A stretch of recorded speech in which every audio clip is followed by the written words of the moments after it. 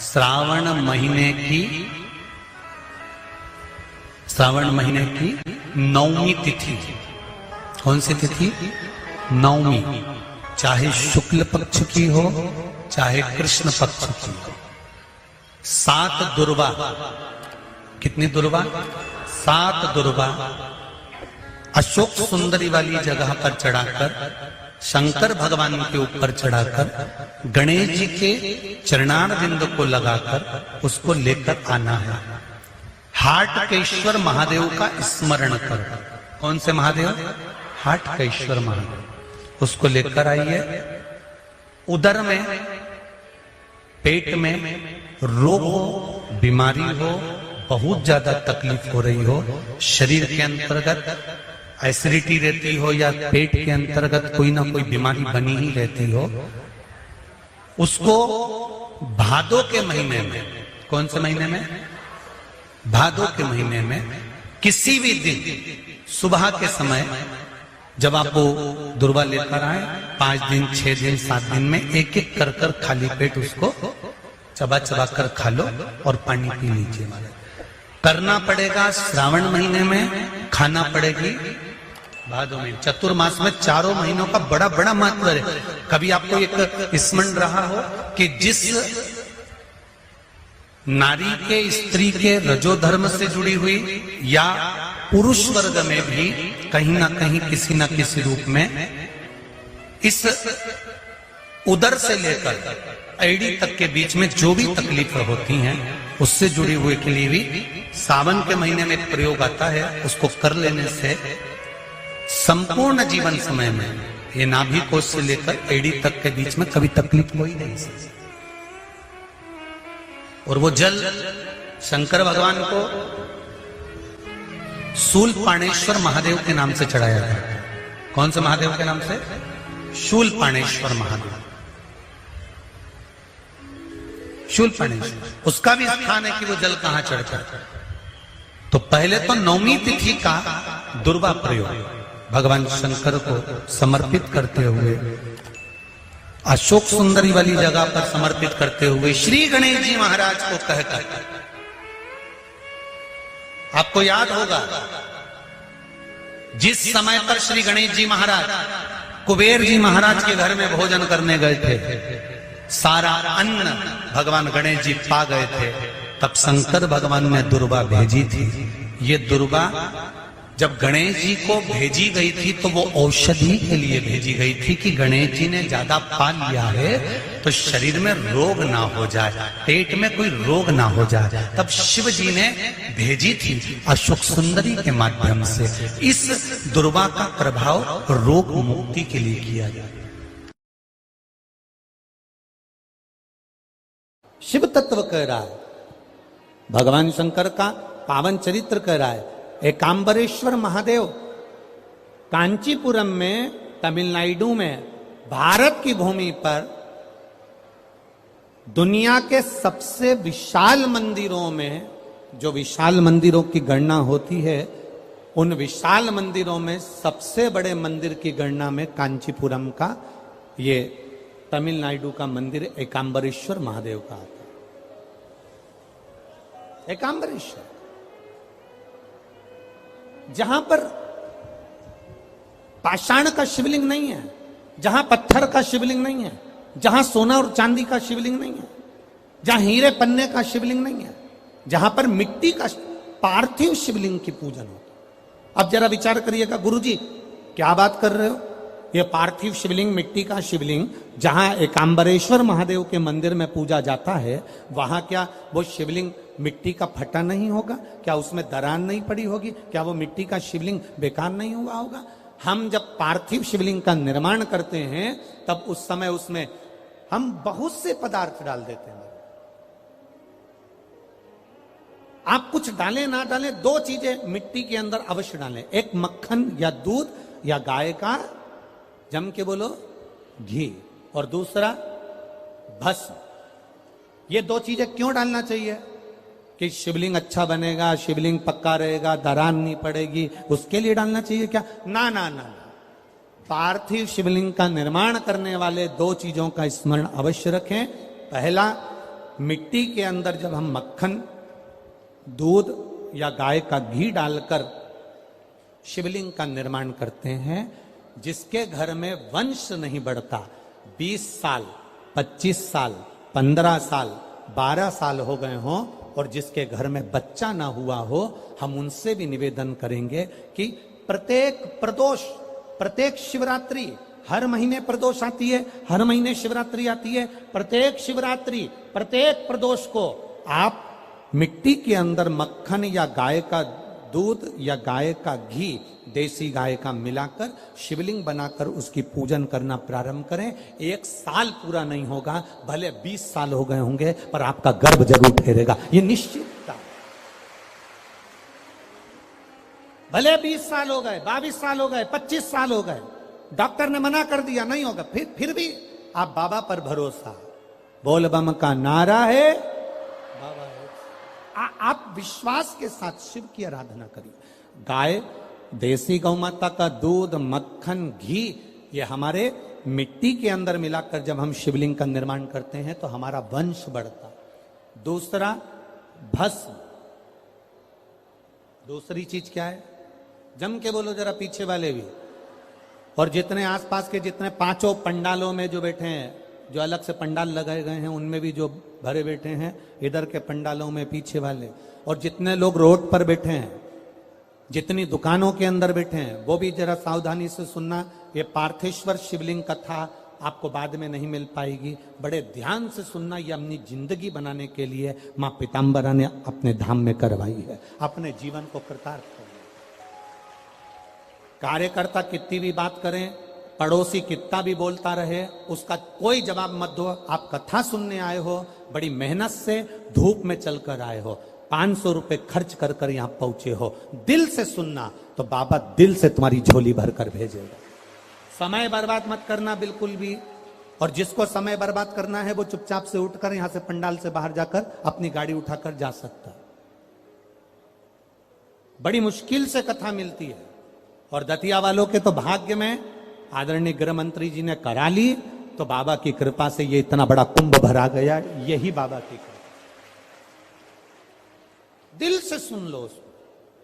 पहले नंबर पर है मिट्टी में मिलाया गया मक्खन, घी या दूध। दूसरे नंबर पर है, जम के बोलो जल्दी से, भस्म। ये दूसरे नंबर पर भस्म का प्रयोग। शिवलिंग का जब निर्माण करे, पार्थिव शिवलिंग जब बनाए, मिट्टी में थोड़ी सी भस्म जरूर मिलाए। भस्म किस चीज के लिए होती है? भस्म किसके लिए धारण कराई जाती है? तो महाराज शिव महापुराण की कथा कहती है, जब शरीर में कोई बड़ी बीमारी आने वाली होती है, आप एक साधारण सा प्रयोग कर कर देखिएगा अपने जीवन में। एक साधारण सा प्रयोग, जब आपको लगे कि डॉक्टर ने बोला है कि कोई बड़ी बीमारी का चांस बन रहा है, कोई बड़ी बीमारी होने वाली है, आप थोड़े दिन तक देवाधिदेव महादेव का ये शिवलिंग, ये जलाधारी, ये जहां से जल बहता है, गणेश जी का स्थान, कार्तिकेय जी का स्थान, बीच में एक मोटी सी लाइन अशोक सुंदरी, शिवलिंग जो शिवलिंग रखा है, जो जलाधारी है वो मां पार्वती जी का हस्तकमल, ऊपर से एक एक बूंद जो पानी गिर रहा है, जिस कमंडल में से, जिस जलाधारी में से जल गिर रहा है, वहां शंकर भगवान की 5 बेटियां, जया, विषहरा, शामली बारी, दौतली और देव, ये भगवान शिव की 5 बेटी। जब आपको लग रहा है कि मेरी जांच होने जा रही है, जब आपको लग रहा है कि मुझे डॉक्टर को दिखाने जा रहे हैं, मुझे लग रहा है कि कोई बड़ी बीमारी ना निकल जाए, अल्ट्रासाउंड करा रहे हैं, एक्सरे करा रहे हैं, उससे पहले घर में अगर थोड़ी सी भस्म रखी है, उस भस्म को जब आप जल चढ़ाने के लिए शिव जी के मंदिर में जाओ, हॉस्पिटल में दिखाने के लिए जांच कराने जाओ, उससे पहले एक काम जरूर करना, शंकर भगवान का जहां शिवलिंग रखा है उस शिवलिंग के पास में भस्म का लेपन कर कर देवादिदेव महादेव पर एक लोटा जल समर्पित कर कर उसी भस्म को अपने कलेजे पर, अपने हृदय पर लगाकर देवादिदेव महादेव का पंचाक्षर मंत्र नमः शिवाय, षडाक्षर मंत्र ओम नमः शिवाय या श्री शिवाय नमस्तुभ्यम बोलकर फिर आप जांच के लिए चले जाओ। कोई बड़ी बीमारी तुम्हारी जिंदगी में निकल ही नहीं सकती। भस्म भस्म हो, भस्म का काम किया, हमारे रोग को, हमारी बीमारी को, हमारे आने वाले जो रोग हैं, जो बीमारी है, जो तकलीफ है, उसको समाप्त करती है भस्म का प्रयोग।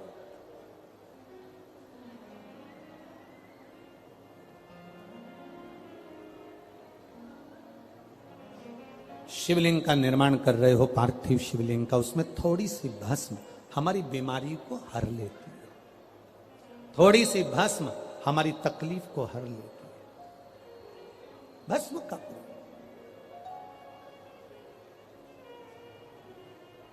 चपटी भभूत में है खजाना कुबेर का। शिव के शरीर से, भगवान देवादिदेव महादेव के तन से लगी हुई भस्म साधारण नहीं है। भस्म को चढ़ाने वाला भी साधारण नहीं होता और भस्म को लेने वाला भी साधारण नहीं होता।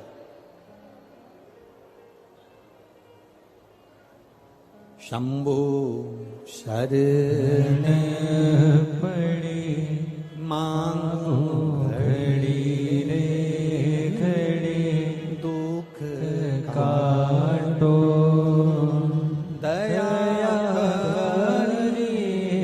दर्शन आपो।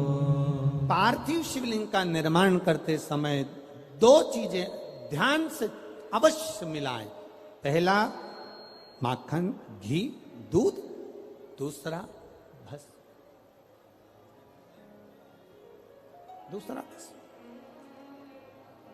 भस्म धारण भी करना चाहिए।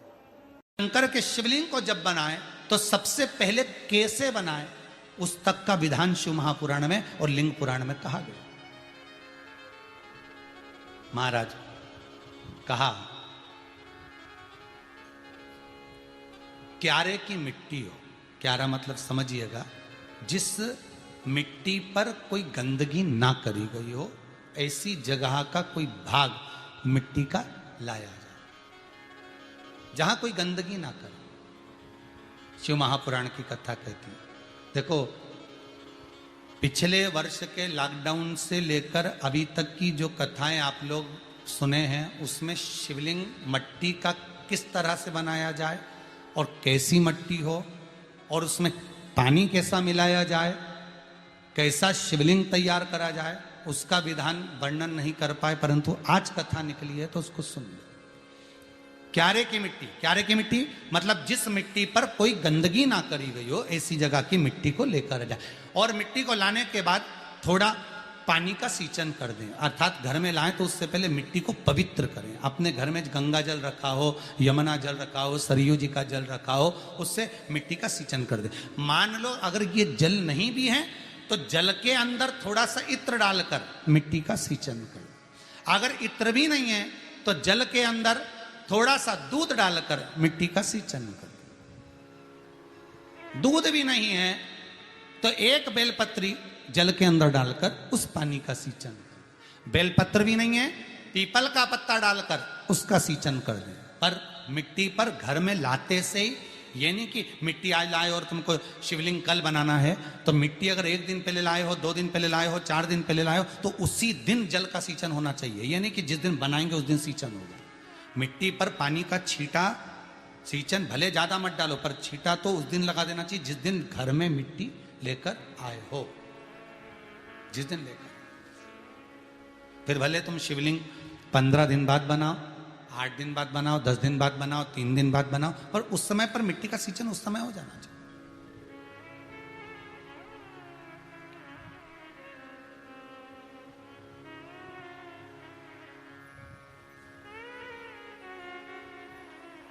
फिर कहा जिस दिन शिवलिंग का निर्माण करो उस दिन प्रातः में अगर आप शिवलिंग बना रहे हैं तो ब्रह्म मुहूर्त में मिट्टी को गला दो। किस पानी से गलाना है उसका भी प्रमाण, उसका भी शास्त्र वर्णन करा। किस जल से गलाया जाए, शिव महापुराण की कथा कहती है अगर आपको आज शिवलिंग का निर्माण करना है, शाम को आप शिवलिंग का निर्माण कर रहे हो, तो अपने पानी का जो मटका होता है, हंडा होता है, रसोई घर में जहां पानी भर कर रखते हो उसके नजदीक में एक कलश जिसमें अलग से ताजा जल भरा जाए और उस पर प्लेट ढकी हो और उस पर एक चावल का दाना रखा हो, उस जल को लेकर आओ। थोड़ी देर रखा रहे, आधा घंटा, 2 घंटा, 3 घंटा, 15 मिनट, 20 मिनट, पर वो पानी वहां रखा होना चाहिए। रसोई घर में अन्नपूर्णा का निवास होता है, परिंदे के पास पितरों का निवास होता है। अन्नपूर्णा, पित्र सब रसोई घर के भीतर विराजमान होते हैं। शास्त्र कहता है 33 कोटि देवता एक समय के लिए, एक क्षण के लिए हमारे रसोई घर में प्रवेश करते हैं। इसलिए रसोई घर को तुम पूरे घर को स्वच्छ रखो ना रखो, पूरे घर को तुम साफ रखो ना रखो, पर रसोई घर एकदम क्लीन होना चाहिए, साफ होना चाहिए, स्वच्छ होना चाहिए। आज के जमाने में तो खैर गया, पर पहले जब मट्टी के चूल्हे होते थे, जब चूल्हा बंद होता था तो उसको गीला कर कर, गोबर को या पानी में उसको गीला कर कर, एक कपड़े को गीला कर कर पूरे चौके को, रसोई घर को पोंछा जाता था। मिट्टी का होता था वो, तो भी उसको पोता लगाते थे, पोंछते थे।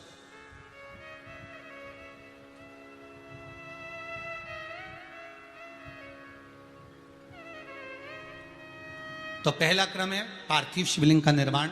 सावन के महीने में अगर आप शिवलिंग बनाते हैं, सोमवार को शिवलिंग बनाते हैं, तो नियम ध्यान रखिएगा महाराज, लिंग पुराण से है ये, इसका नियम ध्यान रखिए। क्या करना है, मिट्टी को लाना है, जल का छींटा देना है, छींटा जरूर देना, घर में लेकर आए और जल का छींटा होना जरूरी है। 2 दिन तक, 3 दिन तक मिट्टी रखी हुई है और उसके बाद अगर आपने पानी का छींटा नहीं दिया है और आपने डायरेक्ट मिट्टी को गला दिया और उसके बाद बनाया, तो उसका कोई प्रमाण नहीं। जल का छींटा अवश्य, फिर उसको रख दें। 15 दिन बाद बनाओ, 4 दिन बाद बनाओ, 3 दिन बाद बनाओ, 2 दिन बाद बनाओ। शिवलिंग जब बनाओ तब उस मिट्टी को, जो कलश आपने रसोई घर में रखा है चावल का दाना रखकर प्लेट के ऊपर, अर्थात उस कलश का जल उस मिट्टी में थोड़ा सा डालिए। क्यों डाला जाता है उसका भी भाव वर्णन किया है। अब भविष्य पुराण, स्कंद पुराण और अग्नि पुराण, इन तीनों से ले लिया गया। वर्णन किया गया जब उस कलश का जल हम डालते हैं तो उस कलश में पितरों का भाव आ जाता है, अन्नपूर्णा का भाव आ जाता है, घर में लक्ष्मी का भाव आ जाता है, संपदा का भाव आ जाता है। पूरे 24 घंटे के अंदर एक क्षण के लिए रसोई घर में 33 कोटि देवता आते हैं, तो वो देवता का सारा भाव उस कलश के अंदर आ जाता है। और वो जल जब हम उस मिट्टी में मिलाते हैं तो गंगा, यमुना, सरयू, सरस्वती, ये 33 कोटि देवता में, तो इन सब का आनंद उस जल में आ जाता है। और वो जल जब हम मिट्टी में मिलाते हैं तो मिट्टी पवित्र हो जाती है, स्वयं कैलाश अधिपति को स्वीकार करने के लायक हो जाती है, निर्मित करने के लायक हो जाती है।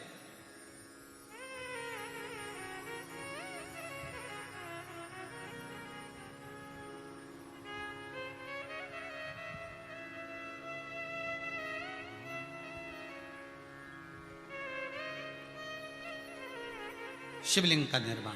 अब शिवलिंग का निर्माण कैसे करना, मिट्टी में गला दिया पानी में।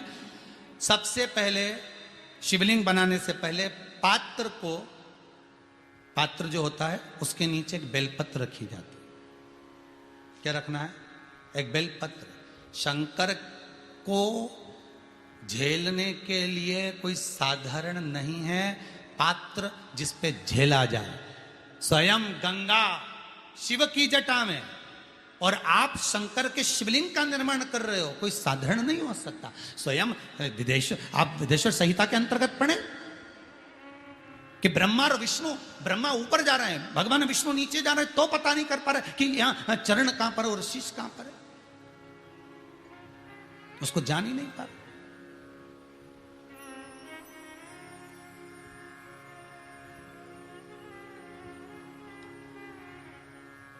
बस एक बेलपत्र, साधारण भाव में बेलपत्र भी सीधा भाग, और इस बेलपत्र की जो डंडी है वो उत्तर दिशा में रखना है थाली के अंतर्गत जब आप शिवलिंग का निर्माण करें।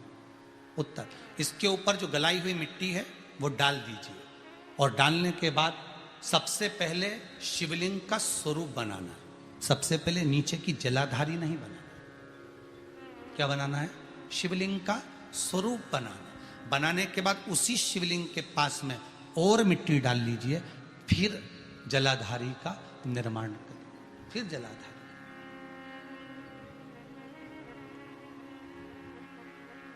शिवलिंग जलाधारी निर्मित हो गई। शंकर जी का संपूर्ण परिवार शिवलिंग में रहता है, आपको पहले भी कहा। भगवान भूत अधिपति भूतेश्वर भगवान शिव का संपूर्ण परिवार शिवलिंग में, पहले भी कथा में कहा, आज फिर आपको वर्णन कर देते हैं। जैसे ये जलाधारी है गोल, ये चरण है, ये शिवलिंग है। ये जो गोल भाग है जहां पर भगवान शंकर का शिवलिंग रखा है, ये पार्वती जी का हस्त कमल है। जहां से पानी नीचे गिर रहा है, इसके राइट भाग में श्री गणेश जी का स्थान, लेफ्ट भाग में श्री कार्तिकेय जी का स्थान। बीच में जो एक मोटी सी लाइन होती है जलाधारी में, वो पार्वती जी के सुंदर पुत्री अशोक सुंदरी का स्थान। शंकर जी के ऊपर जो तिकोनी रखी रहती है, उसके ऊपर से जो जल बूंद बूंद नीचे गिरता है, ये जो पानी बूंद बूंद नीचे गिरता है, या आप कलश से जल चढ़ाते हो या आप संगीत से जल चढ़ाते हो, तो ये जो पानी गिर रहा है, ये शंकर भगवान की 5 पुत्रियां, जया, विषहरा, शामरी बारी, दौतली और देव, ये शंकर जी की 5 बेटियां, 5 पुत्री। कार्तिकेय भी है, गणेश भी हैं, अशोक सुंदरी भी है, शंकर जी की 5 बेटियां भी हैं, शंकर भी है और पार्वती भी। अर्थात शिव जी के परिवार में आपको गणेश जी की पूजन अलग करने जाने की जरूरत नहीं पड़ेगी, शंकर के परिवार में पार्वती जी की पूजन अलग करने जाने की जरूरत नहीं पड़ेगी, कार्तिकेय की पूजन अलग जाकर करने की जरूरत नहीं है। शंकर का परिवार शंकर के शिवलिंग के साथ में उस जलाधारी में संपूर्ण परिवार शंकर का विराजमान है। संपूर्ण परिवार, कुछ भी नहीं, संपूर्ण और पूरा परिवार है महाराज। फिर वही बात आई, ध्यान दीजिएगा, जिस व्यक्ति को नींद ना आवे, रात्रि को सोते समय टेबलेट खाने की जरूरत नहीं, शंकर भगवान की 5 पुत्रियों का नाम लीजिए। जया, हाथ में जल लो, पलंग पर बैठो, जल हाथ में लिया, जया आचमन कर लो। विषहरा आचमन कर लो, शामली बारी आचमन कर लो, दौतली आचमन कर लो और देव आचमन कर लो। ये शंकर की जो 5 पुत्रियां हैं, ये ऐसी पुत्रियां हैं जो निंद्रा देवी को लेकर आती हैं और हमें विश्राम का आनंद सुख प्रदान करती हैं, हमारे नयनों पर विराजमान रहती।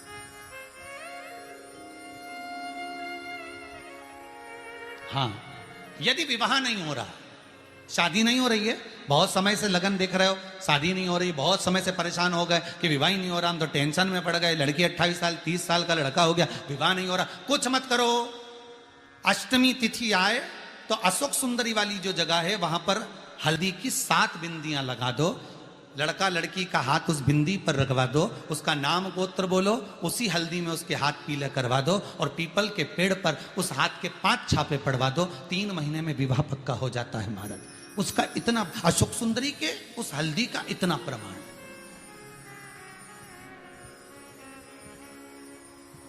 3 माह के अंतर्गत विवाह नक्की हो गया। इतना इतना प्रमाण है महाराज। भगवान शिव की आराधना का कोई साधारण फल है महाराज। निर्मित करा शिवलिंग। एक बार सब जितने भी टीवी पर बैठे हैं, सम्मुख में कथा सुन रहे हैं, फेसबुक यूट्यूब पर सुन रहे हैं, एक बार साथ में समझें वापिस निर्माण को, शिवलिंग के निर्माण को। मिट्टी लाए, स्वच्छ जगह की, जल का छींटा दिया, रखा। जब शिवलिंग बनाया तो 1 कलश पानी पहले से 2 घंटा, आधा घंटा, 15 मिनट, 20 मिनट पहले उसको रख दिया। उसी पानी से उसको गीला करा। गीला करने के बाद उसका निर्माण, सबसे पहले बेलपत्री, बेलपत्री के ऊपर मिट्टी, मिट्टी के ऊपर रखकर शिवलिंग का निर्माण, फिर जलाधारी का निर्माण, जलाधारी का निर्माण और शिवलिंग का निर्माण पूर्ण होने के बाद में फिर बाबा का सुंदर भाव से आप श्रृंगार करें, अभिषेक करें, पूजन करें। और एक बात याद रखना, पार्थिव शिवलिंग का अगर निर्माण करा है तो आपको वो पार्थिव शिवलिंग को रात्रि होने से पहले विसर्जन होना जरूरी है। हाँ, अगर कोई भी शिवरात्रि का दिन है तो फिर आप पूरी रात रख सकते हो। हरतालिका तीज का दिन है, पूरी रात रख सकते हो। बड़ी तीज है, छोटी तीज है, आप शिवलिंग बनाए हो तो आप पूरी रात रख सकते हो। विशेष कोई उत्सव है, श्रावण का महीना है, पूरी रात रख सकते हो। पर बाकी के समय अगर आप शिवलिंग का निर्माण करें तो उसको सूर्यास्त होने के पहले आप उसको नदी में, जल में, जलाशय में विसर्जन करें। बहुत ध्यान दीजिएगा, विसर्जन करते समय छोड़ें, उस समय पर ध्यान दीजिएगा कि शिवलिंग की जो जल की धार है, जिसका उत्तर की ओर जो जल की धार होती है, विसर्जन करते समय वो जल की धार अर्थात वो उत्तर का भाग हमारी ओर होना चाहिए और थाली इस तरह से पकड़ें कि वो भाग हमको जब डालें तो वो भाग हमको दिखे, थोड़ा सा नजर आए पानी में डालते समय। और जब वो थोड़ा भाग दिखता रहे, और जिसलिए आपने शिवलिंग बनाया, जिस कामना से आपने शिवलिंग बनाया है, वो कामना उस भाग को पानी में देखते देखते बोल दीजिए, वो कामना पूर्ण हो जाती है। इसको कहते हैं पार्थिव शिवलिंग का निर्माण करना और उसकी आराधना करना। उसकी आराधना कई लोग करते हैं, बना भी लेते हैं, पूजन भी करते हैं, और कई बार कहते हैं हमारा काम नहीं, तो उसमें भगवान का दोष नहीं है, दोष अपना देखो। आप आए नहीं, सुबह हो गई, मेरी पूजा की थाली धरी की धरी रहेगी। क्यों नहीं आए, किस लिए नहीं, वो हमें देखना।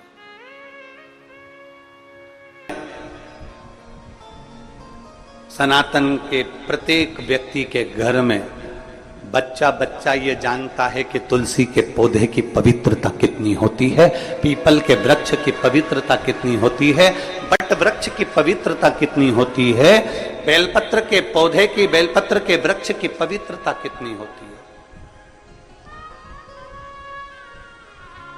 वो जानते। पीछे नहीं हटना है। एक बार कंपटीशन एग्जाम में बैठे, पीछे नहीं हटना है।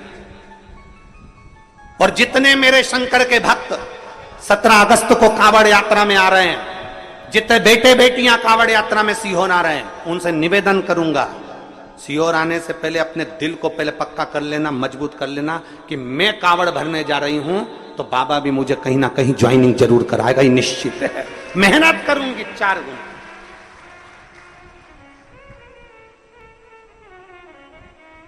जब 17 अगस्त को आप कावड़ भरने आए तो आपके अंदर एक अलग से एनर्जी होना चाहिए, एक अलग से बल होना चाहिए कि मैं यहां कावड़ चढ़ाने के बाद जाऊंगी और खूब मेहनत करूंगी, खूब मेहनत। और मेरा विश्वास करता है मैं उत्तीर्ण होकर रहूंगी, आगे बढ़कर रहूंगी। अंतर्गत वर्णन मिलेगा आपको कि अगर कोई शिव पुराण की कथा सुनकर जहां से निकल कर जाता है, शिव पुराण की कथा सुनकर व्यक्ति जहां से निकल कर जाता है, उस रास्ते में अगर कोई जीव आत्मा, किसी का एक्सीडेंट हो गया, कोई मर गया, कोई गड़ गया, कोई चले गया, कोई किसी भी तरह का दुखी व्यक्ति है और आप शिव पुराण की कथा सुनकर जा रहे हो, आपके मात्र चेहरे का दर्शन कर लेता ही, या आपसे, आपके शरीर से टच होकर कोई हवा, कोई वायु अगर स्पर्श कर कर भी निकल कर उस जीव को पड़ जाती है तो उसका भी उद्धार हो जाएगा, उसका भी उद्धार। के लिए आपको प्राप्त करने के लिए कहां जाया जाए, किस स्थान पर जाया जाए, किस भूमि पर जाया जाए, कहां। कलकत्ता में एक बात कही थी, आप लोगों ने सुनी होगी, एक लोटा जल कहीं पे भी चढ़ाते जाओ, वहां पर भी बीज अंकुरित हो जाता है। कुछ डालो मत डालो, अपने आप दूबा लग जाएगी, पौधा लग जाएगा, अपने आप कोई ना कोई बीज उत्पन्न हो जाएगा, अपने आप वहां पर कोई पौधा आ जाएगा। आपको पाने के लिए कहां जाना पड़ता है? भगवान देवादिदेव महादेव ने कहा, मुझे पाने के लिए कहीं जाने की जरूरत नहीं है, निर्मल मन सो मोहि पावा। बस अपने भीतर, जिस दिन तेरा हृदय के अंदर तूने झांक लिया, तेरे भीतर तूने झांक लिया, वो कहते हैं ना, एक उंगली हम किसी पर उठाते हैं तो ये 3 उंगलियां हमारी